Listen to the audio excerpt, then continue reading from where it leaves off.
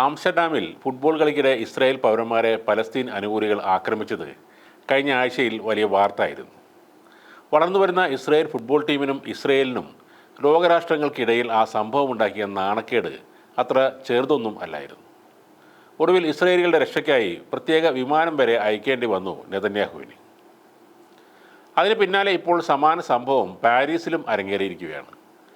ആക്രമണത്തിൻ്റെ video ദൃശ്യങ്ങൾ പ്രചരിച്ചതിനെ തുടർന്ന് കനത്ത ഞെട്ടലിലാണ് ഇസ്രായേൽ.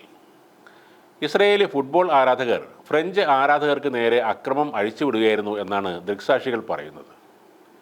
അതീവ സെക്യൂരിറ്റിയോടെ കളി നടക്കുന്നതിനിടയിലായിരുന്നു ഈ സംഭവം. ബഹളം മൂത്തതോടെ കാണികൾ സ്റ്റേഡിയത്തിൽ നിന്നും ഇറങ്ങിയോടുന്ന ദൃശ്യങ്ങളും പുറത്തു വന്നിട്ടുണ്ട്. മുഖംമൂടികളും ബാലാക്ലാവുകളും പുറകുവശത്തായി ഡേവിഡിൻ്റെ പതാകയിലെ നീല നക്ഷത്രം ആലേഖനം ചെയ്ത വസ്ത്രങ്ങളും ധരിച്ച യുവാക്കൾ സീറ്റുകൾക്കിടയിലേക്ക് ഓടി വരികയും ഇരകളെ ഇടിക്കുകയും ആയിരുന്നെന്ന് ഈ ദൃക്സാക്ഷികൾ പറയുന്നു. കഴിഞ്ഞ ദിവസം ആംസ്റ്റർഡാമിൽ ഉണ്ടായ ആക്രമണങ്ങളുടെ വെളിച്ചത്തിൽ ഇവിടെ കനത്ത സുരക്ഷയായിരുന്നു ഏർപ്പെടുത്തിയിരുന്നത്. എന്നിട്ടും സ്റ്റേഡിയത്തിനകത്ത് സംഘർഷം ഉറഞ്ഞുകൂടുകയായിരുന്നു. ഇസ്രായേലിൻ്റെ ദേശീയഗാനം ആലപിക്കുന്നതിനിടയിൽ ആരൊക്കെയോ ചേർന്ന് വിസിൽ മുഴക്കിയതാണ് ഇസ്രായേലി ആരാധകരെ ദേഷ്യം പിടിപ്പിച്ചത്. ഫ്രാൻസിൻ്റെ ത്രിവർണ്ണ പതാകയും ഇസ്രായേലിൻ്റെ സ്റ്റാർ ഓഫ് ഡേവിഡും മാത്രമായിരുന്നു സ്റ്റേഡിയത്തിനകത്ത് അനുവദിച്ചിരുന്നതെങ്കിലും ചില ഫ്രഞ്ച് ആരാധകർ അതിൻ്റെ ഇടയിൽ കൂടി 2 പലസ്തീൻ പതാകകൾ കൂടി വീശിയതായും ചില റിപ്പോർട്ടുകൾ പറയുന്നുണ്ട്. ഇസ്രായേലി ആരാധകർ അക്രമം അഴിച്ചുവിട്ടതോടെ ഫ്രഞ്ച് ആരാധകരും തിരിച്ചടിക്കുകയായിരുന്നു എന്നാണ് ദൃക്സാക്ഷികൾ പറയുന്നത്.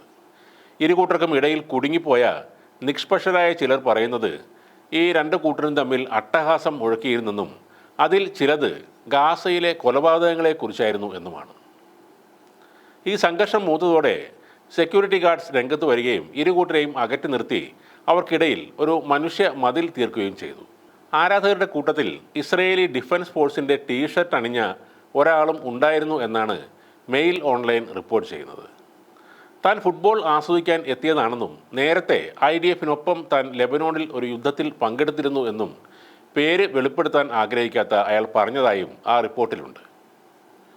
ആരാധകർ തമ്മിലുള്ള സംഘർഷത്തിൽ തനിക്ക് താല്പര്യമില്ലെന്നും അയാൾ പറയുന്നുണ്ട്. ഏകദേശം 37 വയസ്സുള്ള അയാൾ സംഘർഷത്തിൽ പങ്കുചേരാതെ നേരത്തെ തന്നെ സ്റ്റേഡിയം വിട്ടു പോയെന്നും പറയുന്നു. അതേസമയം ഇസ്രായേലി സെക്യൂരിറ്റി ഫോഴ്സും മൊസാദിൻ്റെ ഏജന്റുമാരും ഈ സ്റ്റേഡിയത്തിനകത്ത് ഉണ്ടായിരുന്നതായി ഫ്രഞ്ച് അധികൃതരും സമ്മതിക്കുന്നുണ്ട്. ഇരു രാജ്യങ്ങളും തമ്മിലുള്ള കളി മൂന്നാമത് ഒരു രാജ്യത്ത് വെച്ച് നടത്തണമെന്ന ആവശ്യം ഉയർന്നെങ്കിലും അത് ചെവിക്കൊണ്ടില്ല.